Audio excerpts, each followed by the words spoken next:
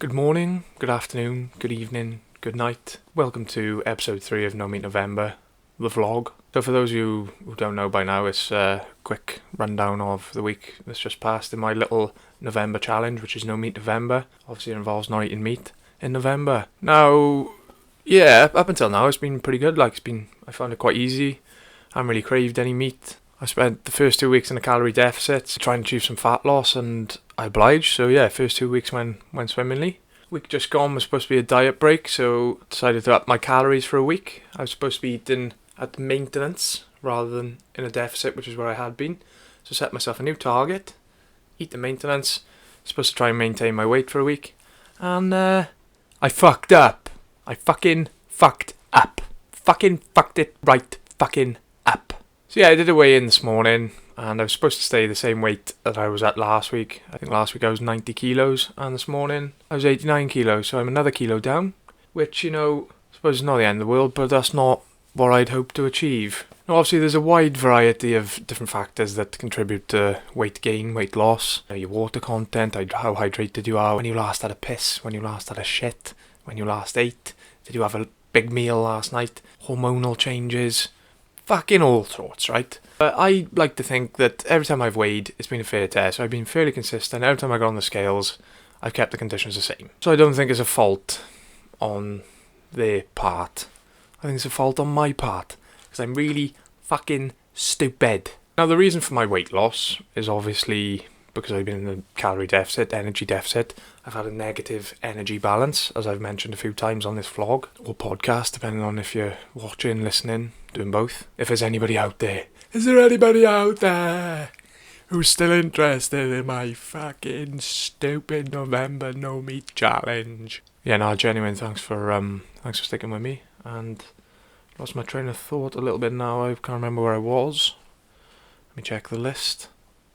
Oh yes, the reason for my weight loss. So yeah, the reason I lost weight again last week is because obviously I was in a deficit again. I was supposed to be at maintenance, but I can't have been at maintenance if I managed to lose another kilo. So there could be a couple of reasons why that happened. First and foremost, I may have set myself a target that was too low. Now, I am human. I'm not an expert dietitian. I'm a personal trainer. I did choose myself a target that should theoretically have put me at maintenance level. But yeah, maybe that just wasn't high enough. And the second reason it could be down to is the fact that, like I mentioned in an earlier vlog, I tend to overshoot when I'm tracking. So rather than undershooting, if there's something I'm not quite sure of when I'm tracking, I'm not quite sure of the amount, I'd rather overshoot than undershoot. And it could just be down to the fact that I've been doing too much overshooting. Or it could even be down to the fact that my metabolism is higher than I thought it was, or I've been more active than I thought I'd be. But, not a lot has changed over the last week. Still doing 3 workouts a week, 10,000 steps a day, nothing too hectic, really. A couple of rugby training sessions thrown in on the top. Yeah, but that's enough of that boring shit that you don't care about. Actually, it's not enough. I'll just fill you in as well. At the start of this week, I'm also starting a new training plan. So I mentioned last week I was doing 3 full body sessions a week. I've now dropped that to 1 full body session a week, and then an upper body day and a lower body day. So still 3 sessions, 1 upper, 1 lower, 1 full, 2 rugby training sessions, and then maybe someone else on the top if I fucking feel like it. But them's my targets, and that's what I've been trying to stick to, and that's what I intend to stick to over the next fucking 4 or 6 weeks, however long I decide to do this plan for. And whereas I've been targeting hypertrophy or muscle building, I'm now venturing more towards the strength end of the spectrum. It's going to be a bit of a blend, really. Bit of strength, bit of hypertrophy. Hypertrophy? Yeah, a couple of big lifts chucked in. Bringing front squats back for the first time this week, so it'd be interesting to see how they go. Interestingly, or not interestingly, you may not be fucking interested at all, but I'm going to tell you anyway. But I've actually ditched my insoles over the last couple of weeks. So I used to wear insoles to correct a leg length deficiency. I'm not going to bore you by going into too much depth there. But yeah, I pretty much wore these insoles everywhere. So every lower body session I did, I'd have my insoles inside my lifters. And for those of you who are into your training, you'll know that lifters can sort of help you out a little bit when it comes to squat depth.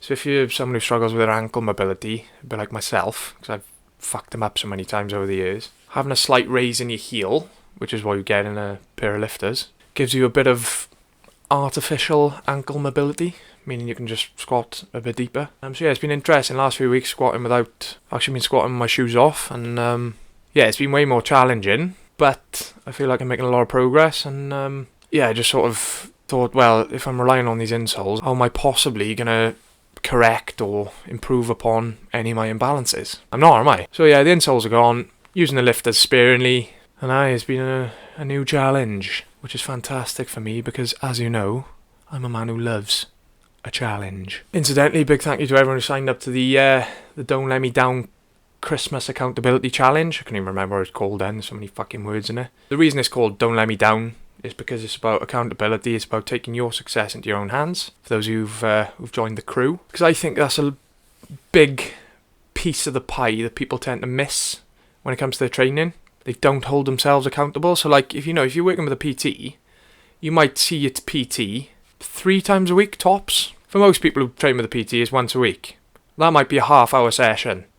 Like, how the fuck, unless they're Jesus Christ themselves and they're blessed with divine powers, how can a PT give you the results you need in a half-hour or a 1-hour session with them? They can't, can they?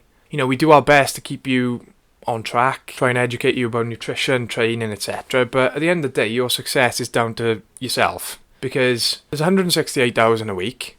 1 hour is what? Less than 1% of your week? I can't work that out off the top of my head. But yeah, I'm sure you catch my drift. Yeah, it's all about accountability and understanding how the seemingly small decisions you make can all mount up and either lead to success or... what's the opposite of success? Hey Siri, what is the opposite of success? The answer I found is defeat. Defeat. So yeah, it's either going to amount to success or defeat.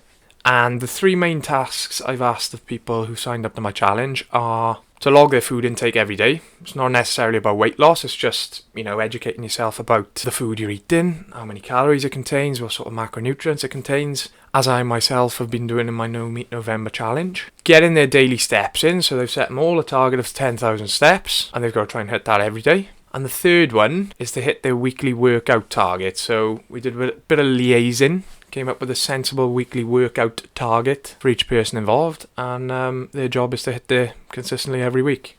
So it's just about putting these little building blocks in place to achieve success in the future.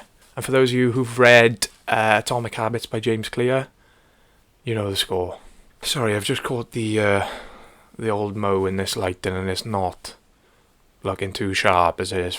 Absolutely fucking appalling. Look at the state of that. Sincere apologies. But anyway, back to the NMN challenge over the past week. Now, as I said, I was on a diet break. At least it was supposed to be a diet break. It was actually a deficit again. But anyway, besides the point, I had extra calories to play with. So with those extra calories, I enjoyed a few extra treats. A few desserts here and there. A few extra beers on the weekend with the boys watching the rugby, which again was fucking shocking. And we're playing England this weekend, and I'm not expecting big things. Could be a 90-pointer if we're not careful. But anyway, I'm not going to talk about that. So yeah, it was a bit more lax. And it was a good week. I didn't pig out unnecessarily. I've still tracked all my foods and making sure my weekly total was where it should be. And yeah, it turns out I was in a deficit, but, sweep that under the carpet. Now, in terms of food intake over the last week, it was more of my boring, same-ish meals that I've mentioned far too many times already in this vlog series. But it also saw a couple of new introductions. Little lunchtime snack I've introduced is this little number. The old John West lunch-on-the-go Mediterranean-style tuna salad with pasta, tomatoes, mixed peppers, green olives, and a sweet tomato and herb dressing. And do you know what? I was a big fan. Thank you, John.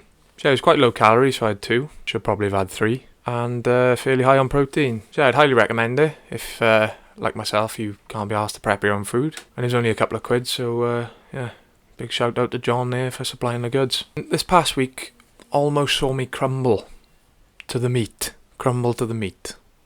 I almost gave up, threw the towel in, and succumbed to a chicken nugget. Now, this sounds absolutely wild. Because, I've been around steaks, I've been around lamb, I've been around bacon and sausages. But it was a chicken nugget that almost swayed me. But anyway, I managed to stay strong, thought of the big picture, held myself accountable, and stuck with the challenge. Nah, in all seriousness, that's about the only meat craving I've had. A fucking chicken nugget. We're all human after all. But yeah, other than that, it's been pretty good. Struggled for motivation a little bit towards the end of the week, training-wise. And again, if you're a bit of a beginner with training or going to the gym, you are going to experience these peaks and troughs in motivation. You have weeks where you're feeling really good and it's almost effortless to keep going. And then pow! You hit the wall a little bit. You know, I did hit that wall. It was, especially my last session of last week, it was a bit of a slog to get through it. But again, that's why it's a good idea to change your plan up now and again. So I've been doing the previous one for 6 weeks. And this week has marked the beginning of a new one, as I mentioned earlier. So, you know, mentally it's a new challenge of a challenge, and it's a refresher that's come at the right time by the looks of things. So yeah, looking forward to cracking on with it. What else happened this week? Oh, we also watched Before the Flood again. Now, if you haven't watched Before the Flood and you've got a Disney Plus account, go on Disney Plus now, today, tonight, whatever fucking time it is, and watch it, because I strongly believe, although you may say it's one-sided in certain parts of the documentary, whatever, but I strongly believe it's something that pretty much every human being on this planet needs to watch. And the damage we are doing is fucking frightening in terms of climate change. And that documentary is actually 4 years old, so I ain't no environmental expert, but I would say that things have probably taken a bit of a turn for the worse since then, again. So yeah, it's a real eye-opener, to be honest, and as I mentioned, they talk about the effect of beef consumption on the environment, and it's not good. So I strongly believe that after this challenge, I'm still going to keep the old beef consumption relatively low. Don't think I'm going to go full-time veggie. The plan is just to make a conscious effort to consume less meat from here on. You never know, that might change. A lot can change in a week. But yeah, I think after watching documentaries like Before the Flood, it's difficult to turn a blind eye to the damage we're doing, unfortunately. Or fortunately, because, you know, if we act quick enough, this might be able to reverse some of the damage. And our children's children may have a fucking planet to live on as well, so that's always handy. Anyway, back to business, and plans for this week are to go on a diet break again. A proper one this time. I've set myself a new target. It's a little bit higher. I'm going to try and be a bit more accurate with my food input, and hopefully I won't lose any more weight this week. Now, if you're wondering why I'm doing a diet break, obviously didn't watch last week's episode or listen. But yeah, again, I'll quickly remind you of the reasons. Reason one is because I wanted to try and maintain as much lean body mass as possible, or muscle mass as possible. And reason number two is to try and counteract the effects of adaptive thermogenesis, or metabolic adaptation, which if you go to vlog number 2 on my YouTube, plug, in the comments section you can find a link to a description by Lane Norton, who is one of the very top dogs in the fitness industry, especially nutrition side of things, and he explains metabolic adaptation, adaptive thermogenesis better than I ever could. But yeah, that's about us. Big thank you to everyone who's liked and subscribed so far. Keep the ball rolling if you can. If you are enjoying them, spread the love, tell your mates, put it on your story. Give us a rating on podcasts if you're listening on there. If you're not enjoying them, again, why the fuck are you watching all the way till now or listening all the way till now? Could have fucked off and done something far more interesting. But yeah, thank you very much. Good luck to everyone doing the Christmas challenge. And I'll keep you posted on how the very last week of this current challenge goes. Thank you.